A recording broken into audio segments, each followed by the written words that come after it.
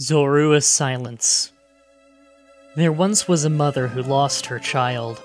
His name had been Zack, and he was only 4 years old when he disappeared into the pinwheel forest. His mother was distraught and searched for him day and night for nearly 20 years. Her husband had left her, claiming that he couldn't live with a woman stuck in the past. He told her that he missed Zack as much as she did, but they both needed to move on. He'd been missing for 20 years after all, and the man was lonely and sad, but the mother didn't pay any attention. She let him go without a word, only continued to stare out of the window of her small apartment in Castelia City.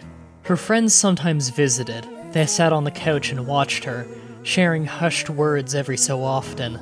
Many of them tried to draw her away from the window, but she would simply look at them, eyes glazed and far away, and say, "No, I'll stay here. Zack will be coming soon, and I don't want to miss him." Worried and defeated, the mother's friends would leave, promising to visit again soon. Then one day a tiny knock came at the door. The mother rose from her chair and went to answer it, fervently hoping it was her lost son, returned from his playing in the pinwheel forest. She opened the door and looked down at a small child. His hair was red, his skin was gray, and he had a small fluffy tail, but he looked like her dear lost Zack.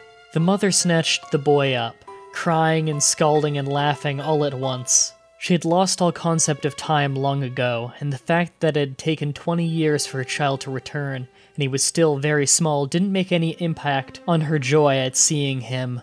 Her 4-year-old son had returned. The mother sat Zack on the couch and told him to wait there while she made him a sandwich. Then she watched him eat and watched cartoons with all the love in the world. The sun sank below the horizon, and the mother put Zack to bed, kissing him on the top of his head and telling him to have the sweetest dreams. She turned out the light and went to her own bed for the first time in 20 years. She slept soundly and woke up in a terrific mood, singing as she had made breakfast for her darling child. She went to the dining room with a plate of scrambled eggs in her hands, and Zack was waiting for her, a wide grin on his face. "Hello, my dear," she said cheerily to him, setting down a plate. "Look, I made you breakfast." Zack didn't say anything, but simply tilted his head to the side. The grin on his face stretched even wider, and his bushy tail flicked from side to side. Mischief flared in his green eyes. The mother's friends came by later and knocked on the door. When they didn't get an answer, they went in to see what was wrong. One of the friends, who was from Nervema, had brought her young daughter, a new trainer with 2 Pokémon and a Pokédex. She had been thinking that maybe her little girl could tell the mother stories of her travels and cheer her up.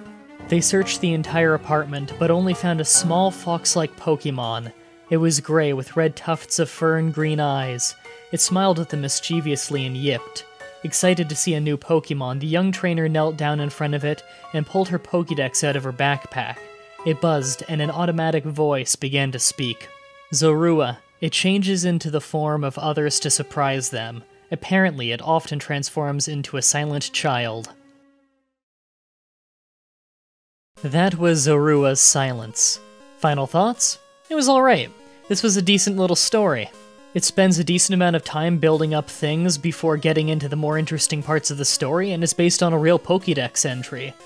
I think the story may have been improved by a bit, just by making it a little bit longer and making the ending a little bit less open-ended, but overall I enjoyed it.